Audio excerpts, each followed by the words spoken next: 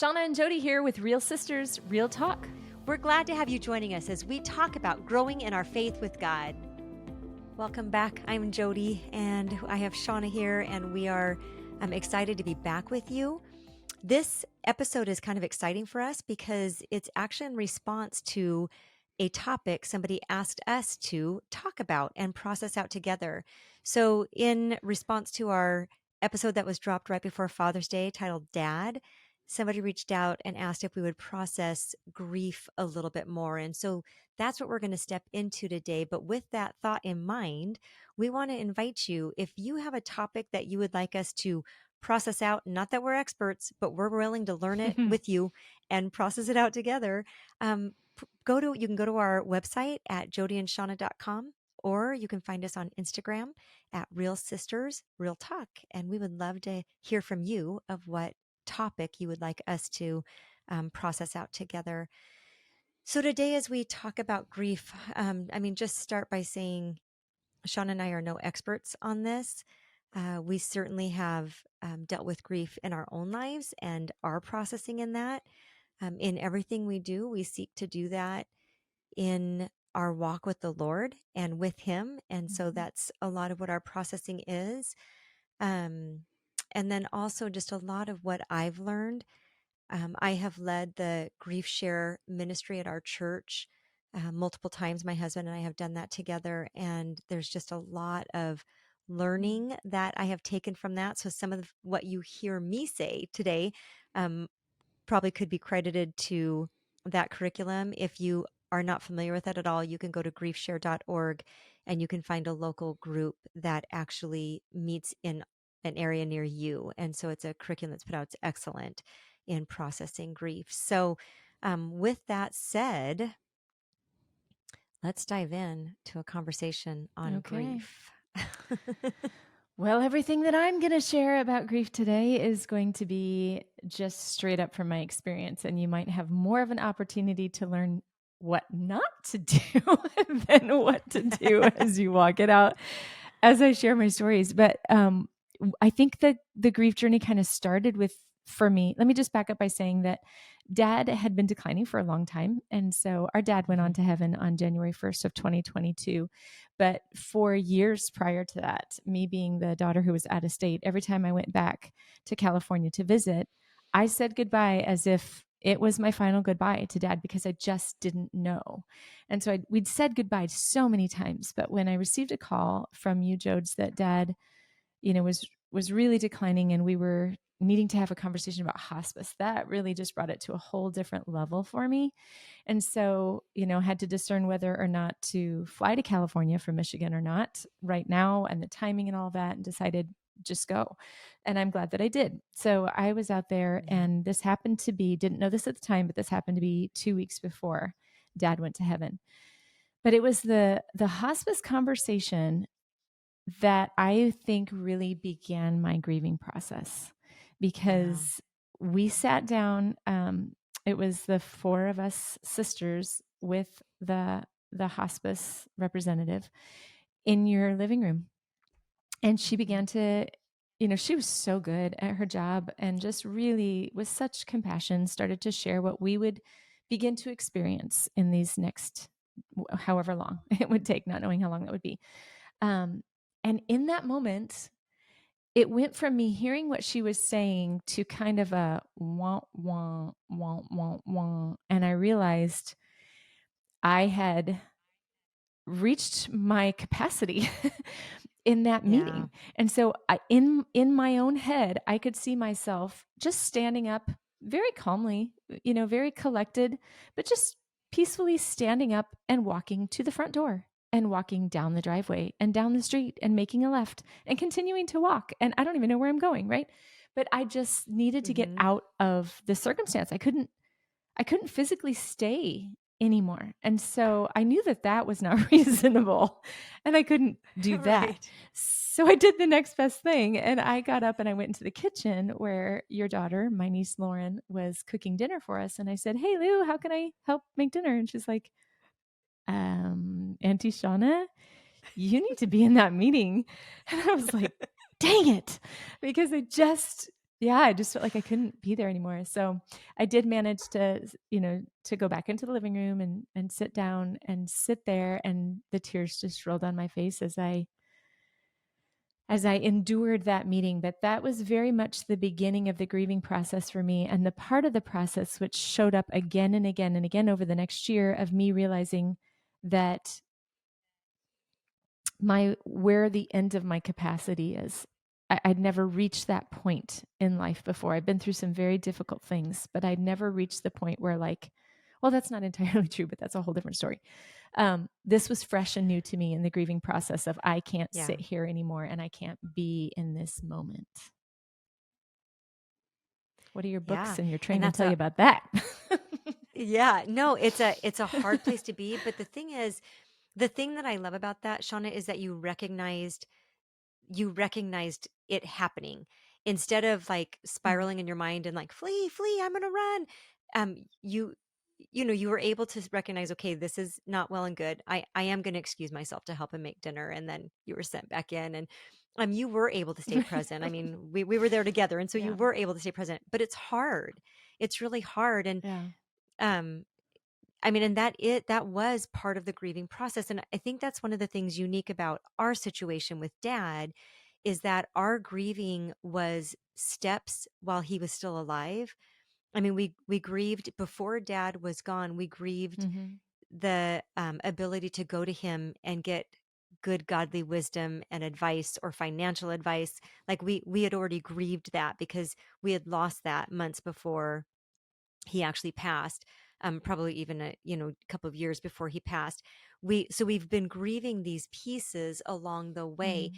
and that is, while it's still grief, and then there was a finality to when he passed. There was a different grief that took place. So in no way am I saying that, oh, we had grieved before so we didn't have to grieve once he passed. There was absolutely a grief that took place in the finality of, I don't get to uh hold that man again. Just even, I even remember when they just because of circumstances, I ended up being there when they lowered him in the ground. And they obviously asked my permission before they did that. I was waiting on somebody. And so anyway, as he went down, it was like I didn't realize the emotion that would come as they lowered dad down, because I know my dad's not there. My dad's in heaven. Right. This is just the body. But as my husband walked up behind me at that, as they were kind of lowering down, I said, that I was kind of taken aback by the emotion I felt in that moment from that act. And I said, but those were the hands that held me. And so That's there was right. another grieving process, right? And so, I just think there's so many different stages, but I also think it is quite different probably for people who have a sudden loss and there's no preparation for it.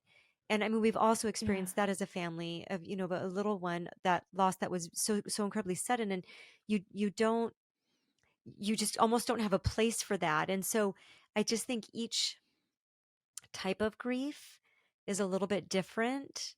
um our story with dad is more of kind of like a slow grieving than the final grieving, and Hmm. then you go in a process of grieving. And also, our grief with dad was a grief of a life well lived, Yeah. a love that we could celebrate, well along in years when he went to Yeah. heaven. And so, yeah, that is not the same thing as, being at the beginning of life, or a dear friend Right. of mine who lost her daughter to cancer at 16 years old. Um, my in-laws lost my husband was a twin, and they lost their son, my husband's twin, in high school. And just that's an entirely different process. Absolutely. The other thing that they actually even talk about in grief share is when, and we just coming through this global pandemic that, we had these last years. It's also a different kind of dynamic in grief when there's multiple deaths in a situation. So, like with COVID, for example, um, when you say COVID, everybody has their own response to it because everybody experienced it Mm. from their own perspective. But for someone who lost somebody in COVID, it is a completely different response. So I had a sweet lady that I had done grief share with, and she had lost an uncle. And she said, when she went back to work, they're like, okay, we're going to do COVID training. And it had all these triggers for her. But for everybody else, it was Mm, just COVID training. And so, and then the other thing too is you almost feel a little bit, it's easy to feel a little bit slighted because everybody else, like if you mention my uncle passed in COVID or my dad passed in COVID or whatever, from COVID, or even like 9/11, and if there's a group of people who all have their own experience, and so they come at it from their mhm, experience of that situation, and you're like, but this is my grief. And so each right. each scenario that we are grieving, whatever our story is, absolutely impacts the way that we grieve, or that we Mm, need to grieve, or even maybe some of the things that we feel and process. And that makes sense. And I think sometimes we think grief fits in this little category. And we need to understand there's this whole broad scope mm. of grief. Uh, That's really good. I interviewed Ron Hutchcraft at one point. He had lost his wife, and something that he said about the grieving process stuck with me. And at that point, this was before we had lost dad, but he said, grief is like a new note in the song of your life, and it's kind of a dissonant chord. It's kind of like, a minor key kind of a note. And sometimes that note swells in the song of your life, and it's by far the primary note in your song. And there are other times when the note is not quite as visible, but it's still a part of the melody, it's still a part of your song. And Yeah. I thought, man, that's so good, because it's not, we don't grieve and then we're over it and then we move on. That's not Right. grieving. If you've not experienced, grief, you might not know that, but it stays with you. It's a part then of your song from that day on. Yeah. And so, but the thing is that we want to actually see is, are we moving through our grief, or are we stuck? Does it, 3 Mm, years down the line, does it feel as fresh as it did the day it happened? Then if that is the case, then we are not moving through our grief. And God actually wants to bring healing. And healing doesn't mean, like what you just said, healing doesn't mean that we're over it, wash our hands, boom, we get to move on. Healing means we are moving forward, holding that with us, the reality of it. This mhm, may be a really dumb analogy, I don't know, but when I was kind of preparing for this and praying into this, I was thinking about, you've had surgery on your feet recently too. I had mhm. surgery on the bottom of my foot, and they actually had to remove um like a cyst from um my arch. And I thought, in my head, like, okay, we'll get this done and we'll move forward, and within weeks I'll be on my feet, and I'll be, within a couple months I'll be running again. And none of that took place. I mean, it was such a So slow naive. process. So naive. Oh my um goodness. but even now, 4 years later, I have a scar, and there are times with Mm, certain shoes where my scar rubs.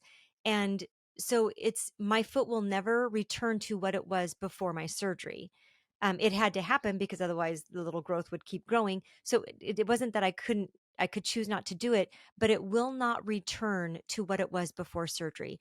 I think there's I mean, honestly, like talking about grieving, you hear about young athletes who have this catastrophic injury. They tear their ACL, and their dreams of becoming a professional athlete are over. There's a grieving that has to take place in any kind of loss like that, because life after this will look a bit different than it did before.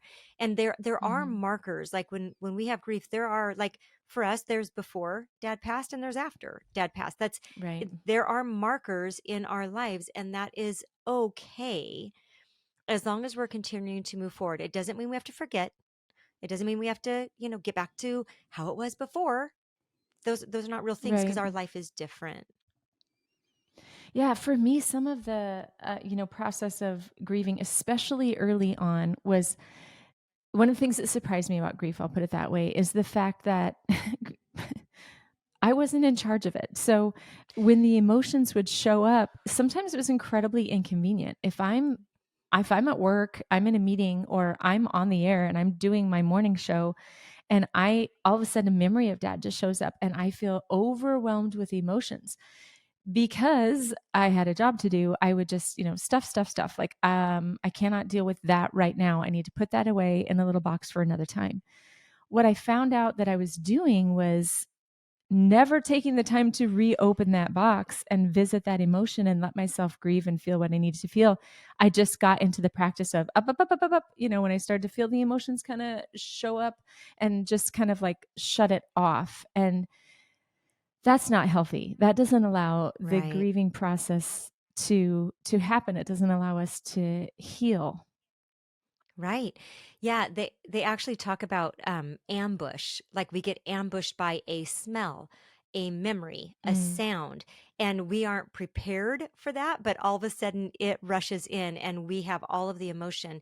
And there are times when we have to set it aside. So then with that, Shauna, then I would ask, and I agree with you 100%. Like the way to handle that is to set, I'm going to set that aside and I am going to revisit that. But then I think we need to mm, set a time, like whether that's your drive mhm, home or so for you, what would it look like to create space to revisit that? mhm. For me, some of the ways that I did do it was it was important to me, especially in that first year, on moments like dad's birthday, to be with you, to be with Yep. my sisters and my Yep. mom, and to say, hey, you guys, can we get together? Can we do like a Zoom call or something on dad's birthday and just maybe share some memories of him? And even on one of those calls, I don't remember if it was his birthday or Father's Day or what it was, but in one of those calls, we each kind of shared how we were grieving. And I was like, so proud of y'all because okay, you guys are doing much better than I am. Different, one sister I think said, that she had taken time to rewatch dad's memorial service and or just Hmm. watch the slideshow again of him, or one had taken advantage of an opportunity to receive some help that was made available specifically with grieving, just different ways in which we were walking through the process. And at that point I was still doing my put it in the box, put it away for another time Yes. thing. Yeah. Yeah, yeah, because dad had died in January. His birthday is March 28th. And so Yeah. yeah, that's really interesting. And I have allowed myself to go back and watch the video of his service a couple of times. There are times when Yeah. I will, replay conversations and there are times when I think, okay, now's not the time and we need to set that aside. But that's a really good point. Another point in that I think is so important for us to realize is that people grieve differently. And so Hmm. we might say, here are some ideas to grieve, but some people are introverts, some people are extroverts, some people want to talk about it, some people want to pull away and be alone. And there's not a right and a wrong way to grieve. Um, Right. we need to actually allow people to grieve the way they need to. And then the really difficult thing in that process is that when everybody's grieving, we don't have a lot of capacity for grace. Hmm. And so there's that can create a lot of conflict when somebody's grieving one way and we want them to grieve another way or we're Mm. grieving a different way and Interesting. so we think they're not Yeah. grieving, but it's just different than the way that we are processing it. So I mean, I think a key in that is open communication. If somebody says, you need to talk about it, or do you want to talk about it, to say, you know what, honestly, the thing most life giving for me right now is to get about an hour to go to the beach and just journal or go for a Mm. walk, Yeah. because that will help me process this the way that I need to. We have to know Yeah. ourselves, to know how to grieve. In knowing yourself, what was the most helpful for you? What were the things maybe in that first year that you felt were just really helpful for you in the grieving process? Yeah, it's a good question. I think there are a few things. I mean, one, um, I did do a lot of processing with my husband, with the kids. We would share memories. The kids have been great about that. My daughter in law asks such good questions, Kellen. Mhm. And so she's very, oh my gosh, yeah, it's a gift, but very intentional about that. And so I feel like, um, you know, at celebrations, we would sit and remember and tell stories. And so that Mm. had been a gift. there have been times, especially that first year, when I would choose to watch the video. And I mean, maybe 2 or 3 times I did that.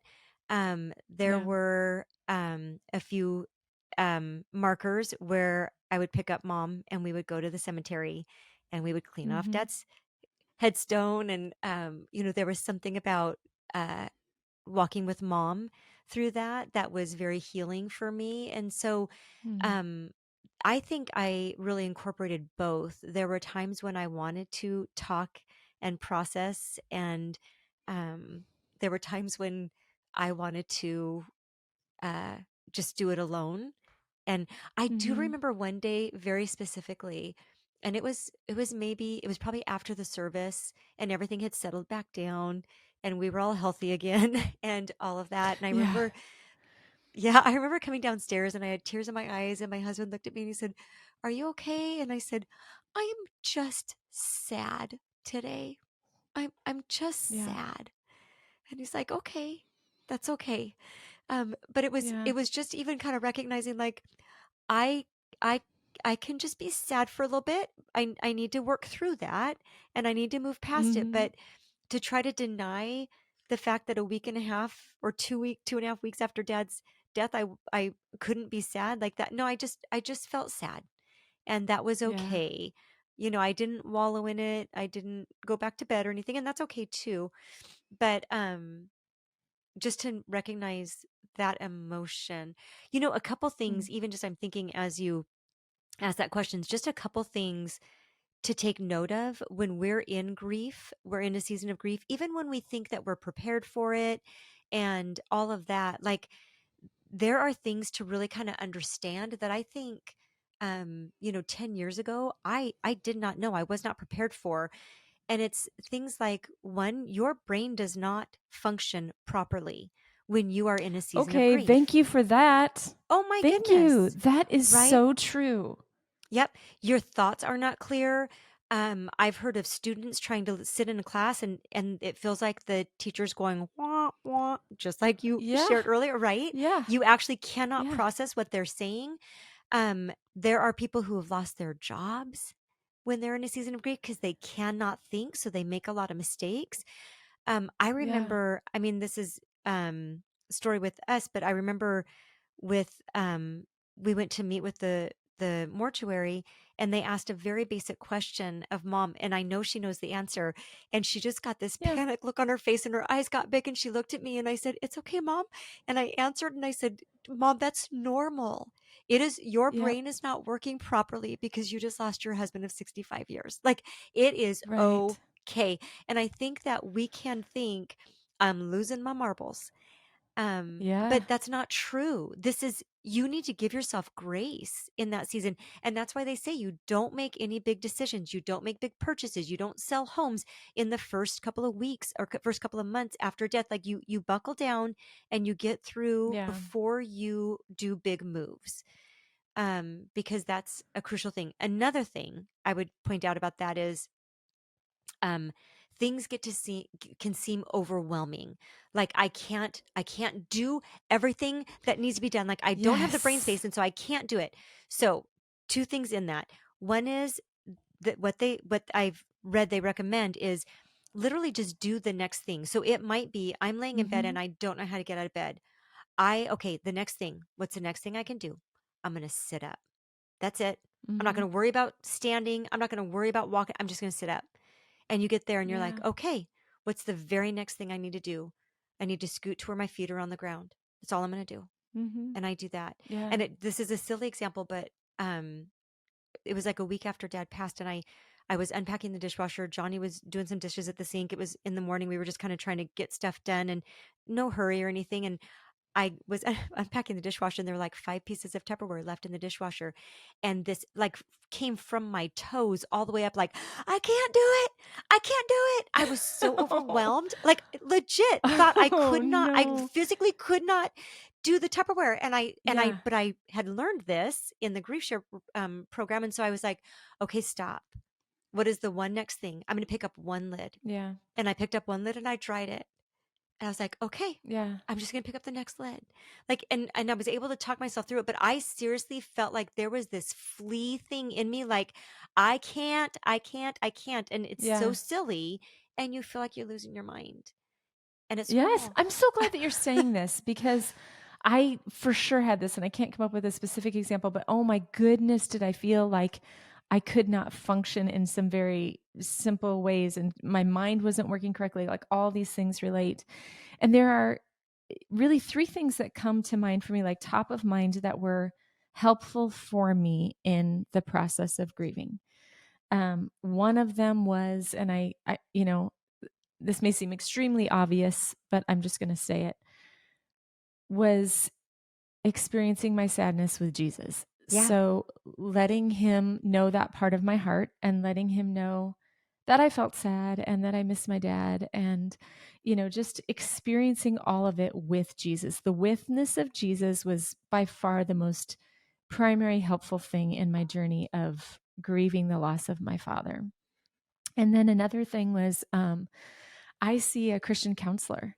And so Yeah. I go to him about once a month, and I did then, and I do now. It's probably been about 5 years now that I've been going to him monthly and processing with him my grief and telling him, oh my gosh, I do this thing where all of a sudden I just have to leave. And I'm not big and demonstrative about it. But when I reach the end of my capacity, I just very calmly, because it happened not just in that hospice meeting, it happened at least two other times that I can think of. And another time when I had all the feelings, but I couldn't physically remove myself from the situation. But so I was able to process that through with him, and he helped me to have tools to know how to walk through my grief. And then the third thing I would say that I did that was helpful with my grief was not even a book about grief, but it's a book called Try Softer by Andy Kolber. And Yes. that's where I learned about my window of capacity. She uses that term and all kinds of other um, counseling kinds of terms. But I learned so much about myself in reading that book, Try Softer by Andy Kolber. And that was just a huge help to me. Yeah. Yeah. That's a really good point. She had some good tools in that, but you recommended that to me and I read it. We are really running short on time. I actually want to just put some scripture out a minute as we wrap up. Please. Just even Yeah. in light of what you said, Shauna, Matthew 5:4 says, "Blessed are those who mourn, for they will be comforted." That was from the Sermon on the Mount, Jesus Mm-hmm. teaching. Matthew 11:28 through 30 says, "Come to me, all you who are weary and burdened, and I will give you rest." We find our rest in God and God alone. I mean, look these up: Psalm 34:18, Psalm 73:26. We find comfort in the Word of God. And so Mm-hmm. go to Him and find your comfort in Him. That's so good. The Eugene Peterson version of the Matthew 11:28 through 31, he says, come, come, get away with me. Walk with Right. me, work with me. I'll show you how to do it. Learn to live in the unforced rhythms of grace, he says. And it's so invitational. Like, God loves you. He loves you so much. He enjoys your company. He is with you always. He promises he's never going to leave you. He's never going to forsake you. Psalm 23, even though you Yes. walk through the valley of the shadow of death, I fear no evil because you are with me. You're with me. So, yeah, he loves you. He's with you. Whatever it is that you're walking through and going through, whether your grief came way too early or it came at the end of a very well lived life and much love shared between you, God loves you and he's with you. We do serve a real God and he really loves you.